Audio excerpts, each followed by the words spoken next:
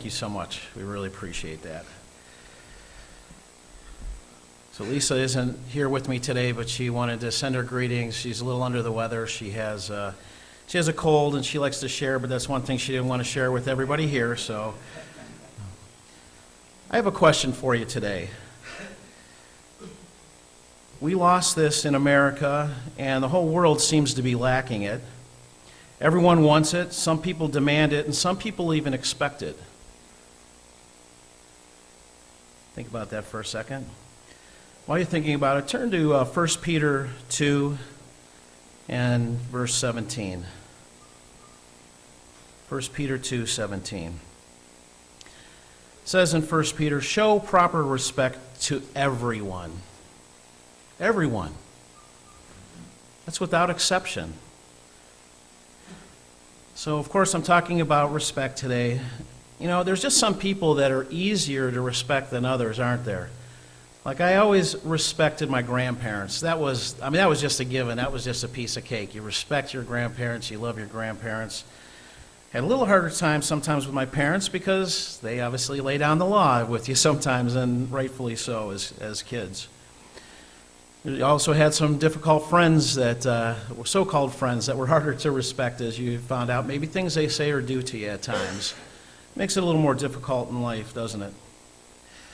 You know, the atmosphere among our world leaders and the government today has become so inflamed and childlike. They're like kids on a playground, aren't they? It's kind of disgusting to see just the activity that happens in the politics. And it's not just in America, it's around the world, brethren. It's in other governments as well. It's just like a bunch of kids on the playground. You know, even in the home, you know, all too often you see a lack of respect with little children to their parents. You know, I've seen it in the stores, the lack of respect. Now, little children have a harder time, and you're raising them and everything, but you do see a level that I haven't seen in the past of that.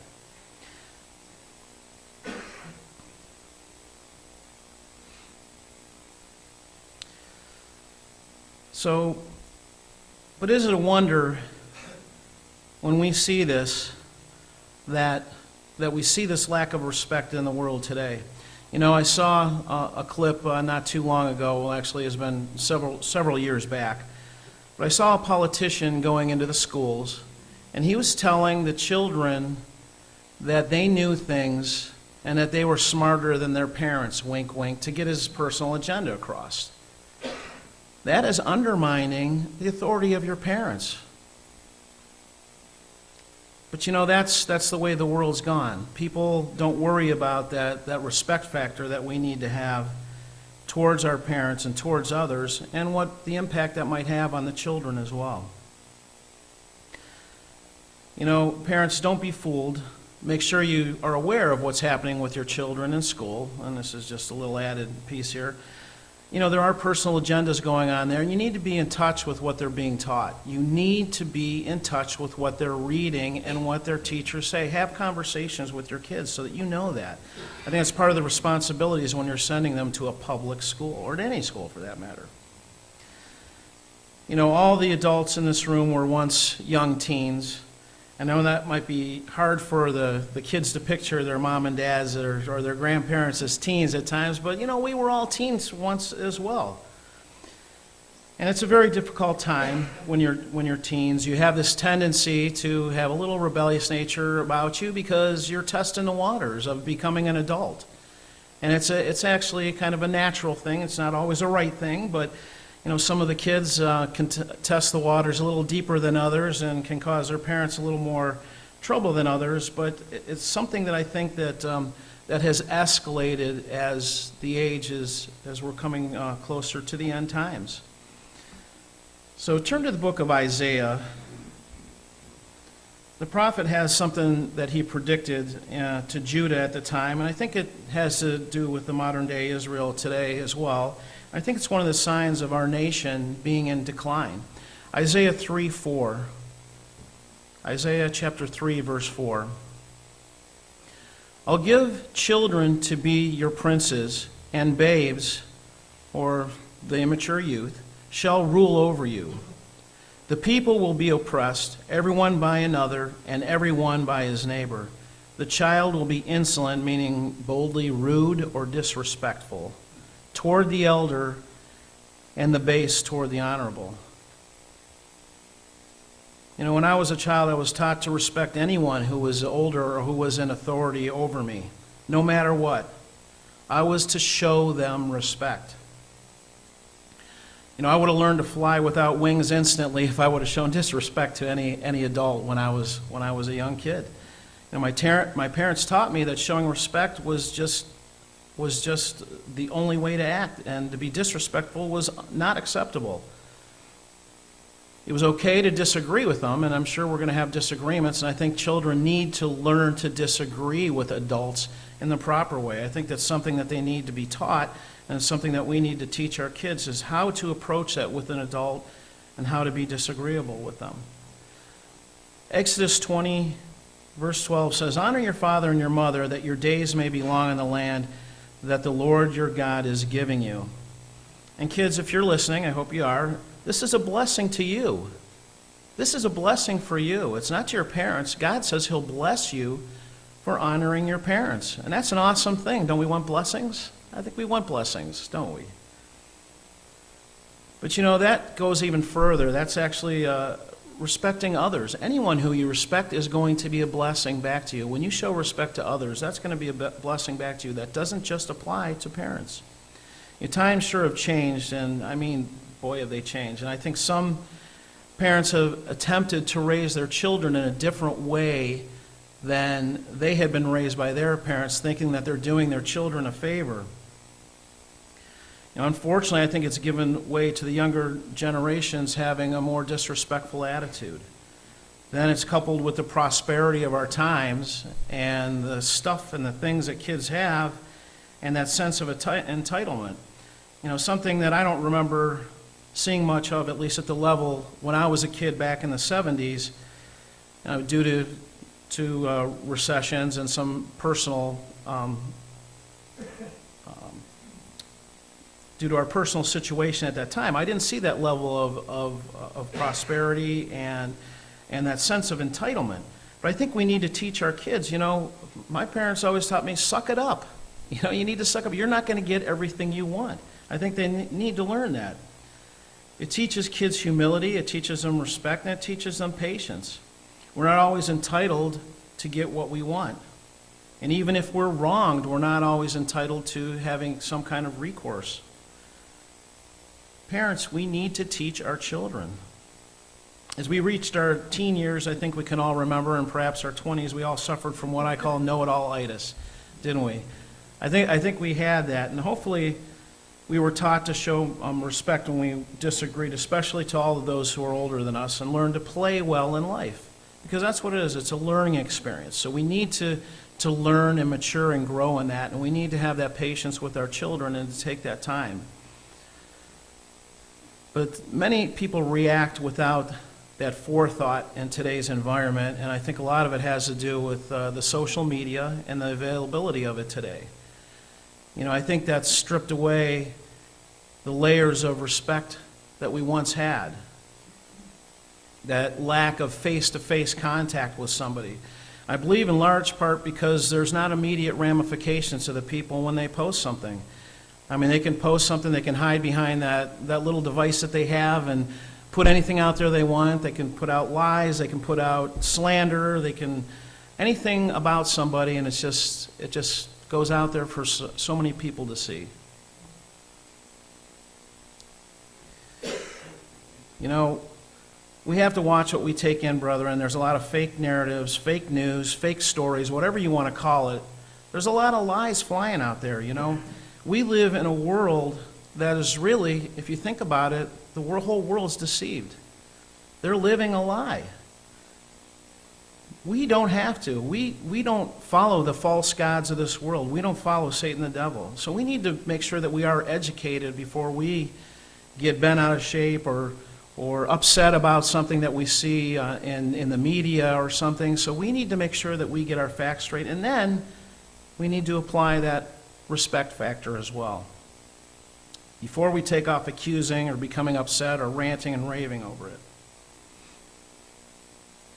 You know, somewhere along the way, respecting those in positions of authority, whether your boss, whether your teachers, your ministers, whether it be the president, it's all gone by the wayside in today's culture. But the biggest point, I think, is respect starts in the home. Respect starts in the home. If children don't see mom and dad respecting each other, if they don't see them respecting other people, how do we expect them to respect other people? We need to set the example. That's very important that we set that example in the home. In Ephesians 5:33, and I'll just read it, let each one of you love his wife as himself, and let the wife see that she respects her husband. This is telling us to show respect to each other. And the men must respect, and that's agapeo, love. And in the Greek, that's a verb. It's something that takes action. It's about displaying an unconditional love for your wife. Men, you have more of a responsibility in setting this example. That's what your responsibility is as the head of the household. Showing love and esteeming your wife more than yourself is what your kids need to see in the home. And wives, show honor and respect to your husbands. If you're bucking him, how do you expect the kids to respect their father as well? If you're showing disrespect, how would you expect the kids to show respect as well? There was a survey that was sent out asking men and women what they would rather be, either loved or respect. And an overwhelmingly amount of the men wanted to be respected, and overwhelming amount of the women wanted to be loved. I don't think any of us here are really surprised about that. But men, if you really think about it, if you're loving your wife, that is showing the respect that she is due. Because true love will show that respect. That's a godly love. That's how God shows that love. Our kids are at a deficit today to find any role models in this world today that show any respect, especially in music, sports, and among the Hollywood elite. They're constantly exposed to what these people think. And the disrespect by some of these so-called stars is pretty appalling sometimes. Comedians have made whole careers out of being disrespectful to people. And many of them, if you've noticed, and I've noticed over my lifetime, is the disrespect they've showed into the presidential office. No matter who it is, I don't care what party it is. And brethren, that trickles down to the children. When they see things like that, they're not going to show respect to that office either. It's doing a lot of harm. I've even seen some comedians show disrespect to God, and the audience laughed. Now, I found that appalling. At the level of disrespect that we're exposed to today, how can we expect our kids to show that in the venomous environment that we have in our country and in our culture today? And it's deep, deep into our culture now. Disrespect is harmful, and it can be the cause of our nation to fall someday. It could be one of the catalysts, one of those linchpins that could cause our nation to fall. It's one of the key ingredients that our government was founded on. It was one of the key factors that our forefathers relied on. They relied on that respect factor in order for this great experiment called the United States of America to work. That respect factor had to be there. And it seems to be missing today. It's failing horribly. We've become a dysfunctional and disrespectful nation, and these principles and other godly principles are lost, and they're being under attack in the United States today. And they're intentionally being stripped away from our heritage and our Christian roots. There's agendas at play that'll cause the downfall of this nation, but this is just one of the many things. And really, Satan the devil is the one who's causing all the disunity that we experience in this disrespect. Other forms of man's government are not the answer. We need God's government, brethren. We need to pray more for God's kingdom to come more wholeheartedly every day. Every time you see this in the media, I think it should bring us closer to asking God for his kingdom to come. Let's turn to 2 Kings 2:23. I'll give you a little background here first. This was a time in Israel when they were neck deep in idolatry, and they turned their back on the one true God, and they were worshiping false gods. God was passing the baton here from Elijah to Elisha as a leader and a prophet in Israel. So again, that's 2 Kings 2:23. Start in verse 23. Then he went up from there to Bethel, speaking of Elisha, and as he was going up the road, some youths came from the city and mocked him and said to him, "Go up, you bald head, go up, you bald head." So he turned around and looked at them and pronounced a curse on them in the name of the Lord. And 2 female bears came out of the woods and mauled 42 of the youths. This can be a very disturbing story, can't it? To think that God would send 2 bears to maul 42 little youths is what it says here. But really, it's an unfortunate mistranslation because little, it's meaning more immature rather than little children, all right? These were youths that were old enough to know better than to do something like this, and many of them may have been between the age of 18 and 20 years old.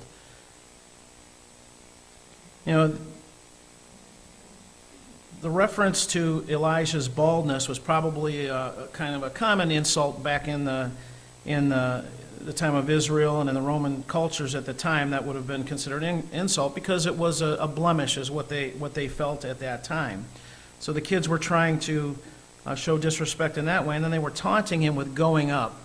And going up was probably a reference to Elijah going up in the chariot, and maybe even something to the fact of go and meet your maker. So they were being extremely disrespectful to a prophet of God.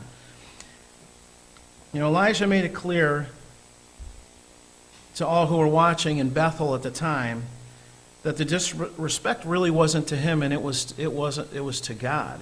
It wasn't to him, it was to God. God placed him in that office at the time. And God backed him by sending the she-bears from the woods to maul the 42 youths. And we don't know if there were 42 funerals in Israel at the time, but I believe that they were probably just mauled and not killed in that. But, this was a serious thing. God takes respect seriously. So we need to do that too, brethren. It was clear there that God made that plain to them that they've lost their way, that disrespect is not acceptable.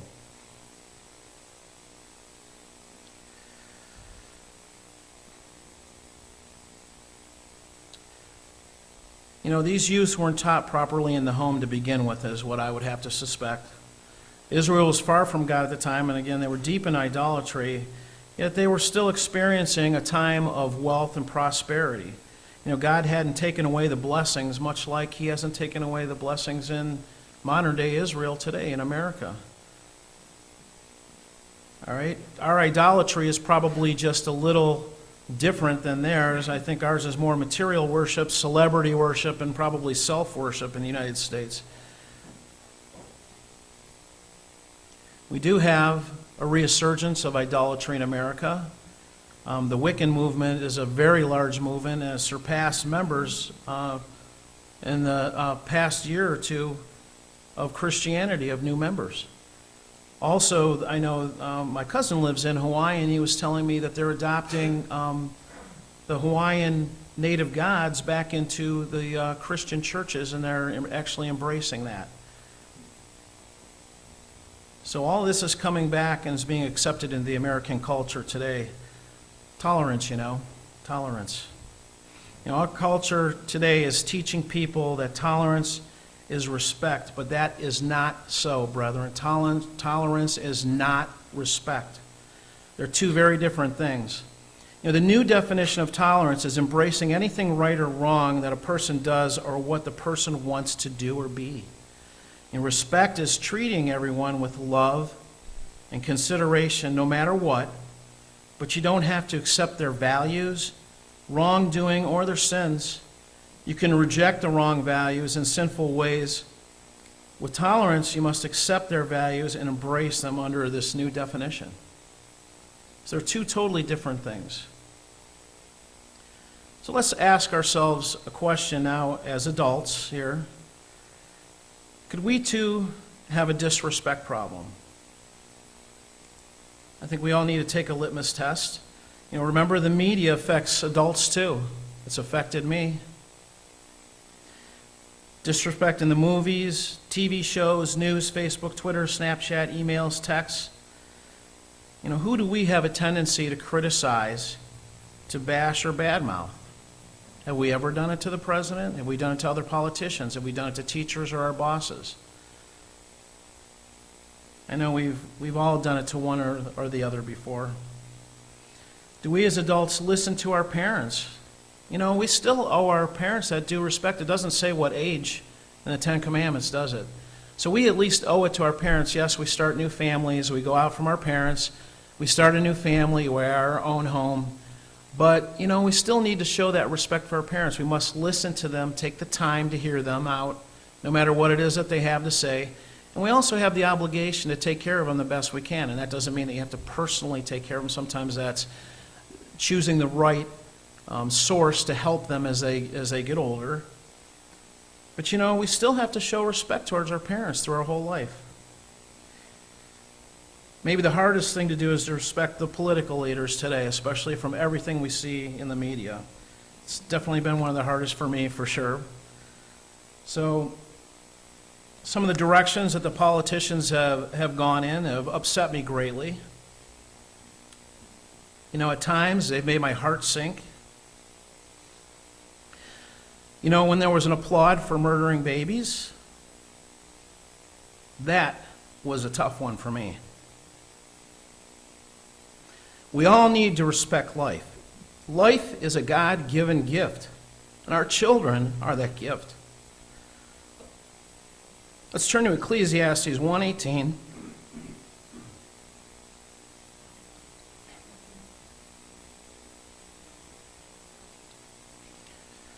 For much wisdom is much grief, and he who increases knowledge increases sorrow. So when we know these things, it can be a greater trial for us. When we see these things happening, it's a lot tougher to have that respect for these people, isn't it? It is a lot tougher.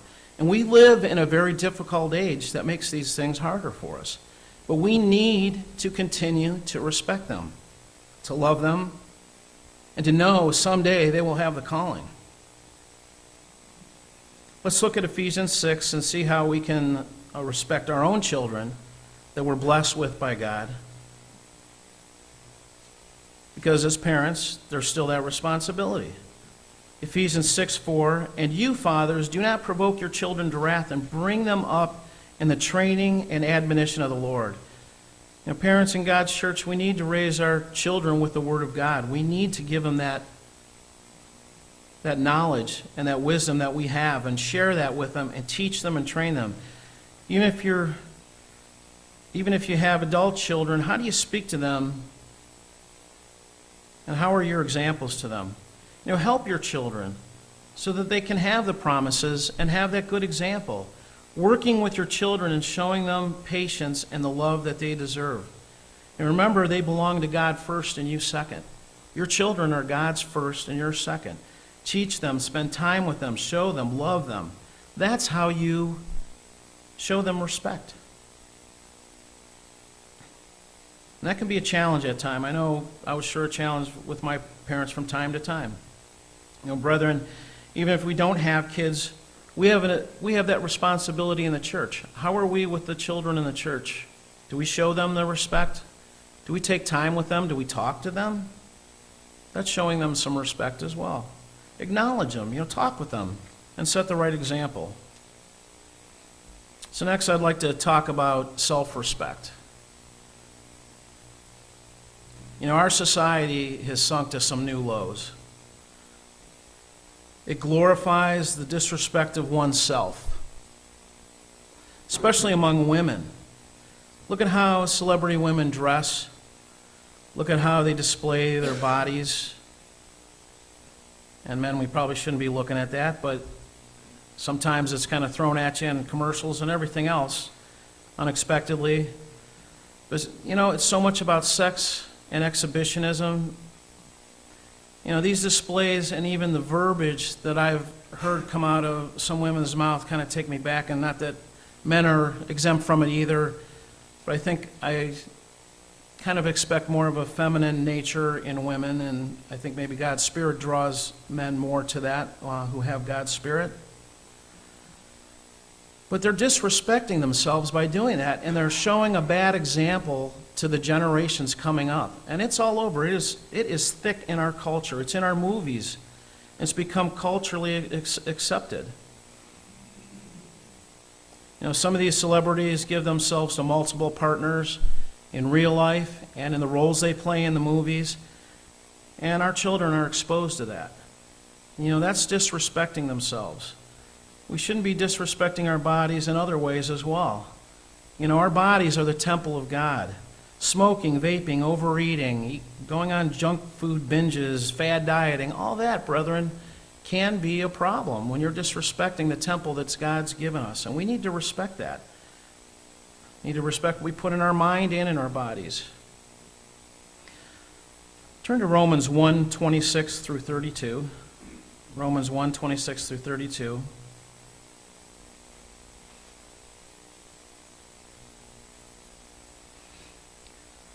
For this cause God gave them up unto vile affections, for even their women did change the natural use into that which is against nature. And likewise also the men, leaving the natural use of the woman, burned in their lust one toward another, men with men, working that which is unseemly, and receiving in themselves the recompense of their error which was met. Verse 28. And even as they did not like to retain God in their knowledge, God gave them over to a reprobate or an unprincipled or depraved or rogue mind to do these things which are not convenient, being filled with all unrighteousness, fornication, wickedness, covetousness, maliciousness, full of envy, murder, debate, deceit, malignity, meaning like a deadly or harmful, whisperers, backbiters, haters of God, despiteful, proud, boasters, inventors of evil things, disobedient to parents. All of those, that whole list, is all disrespect. It shows disrespect to self and disrespect to others. And it certainly describes the times that we're living in today. Our culture teaches that unnatural affections are A-okay, aren't they? They treat them like it's okay. That abusing one's body and sleeping around, same-sex relationships and multiple partners are just fine. They're not. And that's hurtful and damaging. It's damaging, and it's disrespectful to God, and it's disrespectful to yourself. Sin can be fun for a time, and it is, or else we probably wouldn't do it, right? It has its day of fun. However, the ramifications of it can be lifelong. The damage and the hurt can be lifelong for that short little period of fun that we might experience. We need to respect what we put in our minds, our thoughts, by watching, by what we're watching on TV, by what we're watching in the movies, anything on the internet, or even what we listen to. There's all kinds of media what we put into our minds. That's a part of respecting the temple. Turn to the book of Titus, please. God gives his people, those who have a heart and a mind to listen, the instructions on how to be and how to act. So let's turn to Titus 2:1, and he teaches us how to be respectable. He has the answers. Titus 2:1. I'm going to read this from the Holman Christian Standard Bible.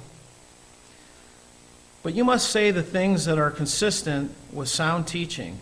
Older men are to be level-headed, worthy of respect, sensible, and sound in faith, love, and endurance. In the same way, older women are to be reverent in behavior, not slanderers, not addicted to much wine. They're to teach what is good, so that they may encourage the young women to love their husbands and to love their children, to be self-controlled, pure, homemakers, kind, and submissive to their husbands, so that God's message will not be slandered. In the same way, encourage the young men to be self-controlled in everything. Make yourself an example of good works with integrity and dignity. in your teaching. Your message is to be sound beyond reproach, so that the opponent will be ashamed, having nothing bad to say about us. Dropping down to verse 12. Instructing us to deny the godlessness and worldly lusts, and to live in a sensible, righteous, and godly way in this present age, while we wait for the blessed hope and appearing of the glory of our God and Savior, Jesus Christ. He gave himself for us to redeem us from all lawlessness and to cleanse for himself a people of his own possession, eager to do good works.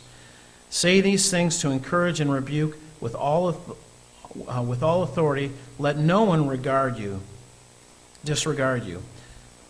Or, in other words, let no one disrespect you. In other words, that is what helps make you respectable. So God gives us instructions on how we should act to be respectable. I saved probably the most important part for last. To maybe hold in your mind before you leave today, and that is showing our respect for God. Because he is the most important. And how can we end all the disrespect in our world and in our homes? So what is the cure? And it is, of course, God. Honoring God first. If we respect God, then we respect ourselves and we respect others. It's a beautiful circle. Respecting God first, and we can respect ourselves and others. Our respect for God will show in how we treat others and how we respect ourselves. But putting him first is the key, and that's the hard part.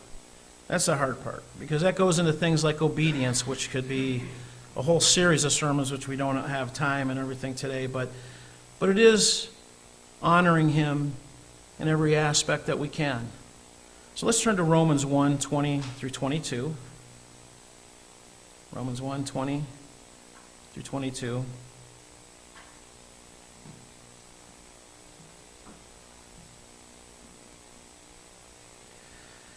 For his invisible attributes, namely his eternal power and divine nature, have been clearly perceived ever since the creation of the world in the things that have been made, so they are without excuse. For although they knew God, they did not honor him as God or give him thanks. But they became futile in their thinking, and their foolish hearts were darkened. Claiming to be wise, they became fools. So really, disrespect to God is foolishness. We're to honor God. We're to give him thanks. We just celebrated Thanksgiving, and I wonder how many Americans actually thanked God and asked for a blessing over their meal this last Thanksgiving. I'd be really curious to know. Or was it just a thankless day with turkey, drinking, football? God is so worthy of our gratitude, our praise, and our respect. Jesus and the Father gave us our lives. They're the very life givers. They love us tremendously, and they show us continued mercy and forgiveness no matter what we do. God is willing to forgive us if we go to him in respect and honor him and truly are repentant. God created all the joyous things that we experience in this life, and he made so many things for us to enjoy, didn't he? He made the mountains, he made the ocean, he made beautiful sunsets in the skies, he made the stars. And he gave us those. Those are things that he wants us to enjoy. He cares about what happens to us. He cares about what happens to you and I. He deserves that respect.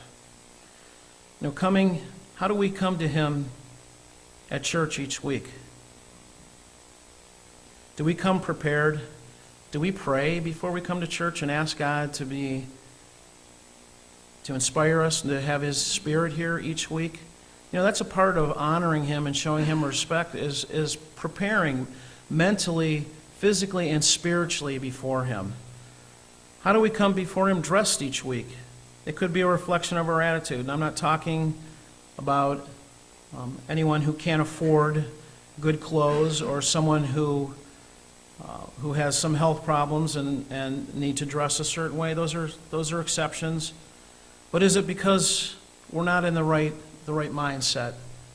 Is it because we have a lackadaisical attitude? I like Daniel's example in prayer. It was very consistent, it was humble, it was loaded with faith. Daniel respected God first. And in Daniel 6, Daniel set an example for us by kneeling to God 3 times a day, it says. And he was faithful in that. There's many ways to pray, and there's many ways to honor God, but I specifically just want to point out to this example. There might be health conditions, again, where someone might not be able to kneel. I know some people have some bad knees or a bad back and might not be able to do that. But if you're able to, the heavenly hosts kneel before God. We have scriptures that tell us that they kneel, they bow, and they fall before our Creator. So how much more should we as physical beings do that from time to time? I think that's a way to show respect to Him. Even a Gentile king, Darius, ended up showing respect and honor to God after he had a decree that if anybody were to acknowledge anybody but him for 30 days, was to be put in the lion's den. But I'm going to read what this Gentile king wrote after Daniel's great example.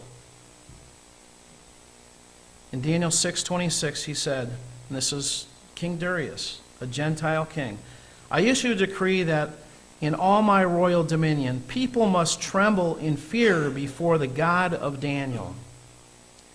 For he is the living God, and he endures forever. His kingdom will never be destroyed, and his domain has no end. He rescues and delivers. He performs signs and wonders in the heavens and on the earth." That's our God, brethren. What an impact. Our examples of how we respect others is important. Other people look to us. They look at us. How are we respecting the political leaders? How are we respecting the ministers? How are we respecting our bosses, our teachers? People look to that. Not only people, but the spiritual realm looks at it too, including God the Father. We need to honor Him first. Respect is showing love towards others, and is just one of the aspects of the fruit of the Spirit of love. Respect is just one of that aspect of that love.